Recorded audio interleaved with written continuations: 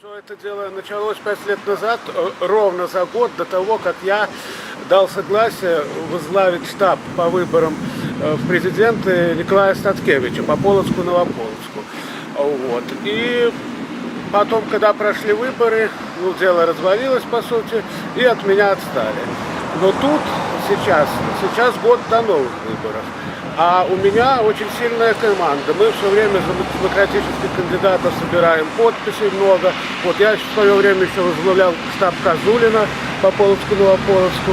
Тоже очень много подписей было собрано.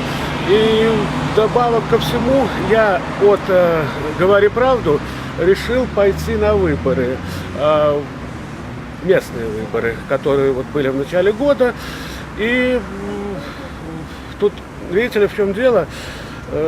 Меня, конечно, не пропустили, чтобы даже я баллотироваться стал, потому что прекрасно знали, что в случае, если меня зарегистрируют кандидатом, сюда приедет в качестве доверенного лица Никляев. Выступать будет, естественно, соберет аудиторию, а это они не хотели допустить. Ну и, соответственно, видимо, решили приструнить, в том числе и перед новыми президентскими выборами. Виновным себя не считаю, и считаю это политическим заказом. В свое время это началось, даже вот сейчас я скажу, с чего это началось.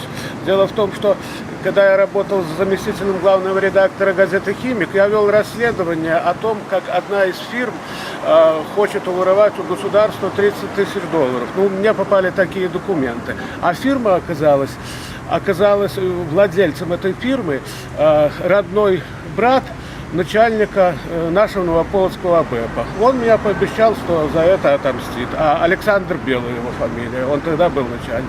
Ну и вот, соответственно, отомстил. Ну и потом еще был такой начальник милиции Бессараб. Вот. И он очень сильно не любил, что я занимаюсь политической деятельностью. И тоже мне говорил прямо в глаза, что будет еще со мной разбираться.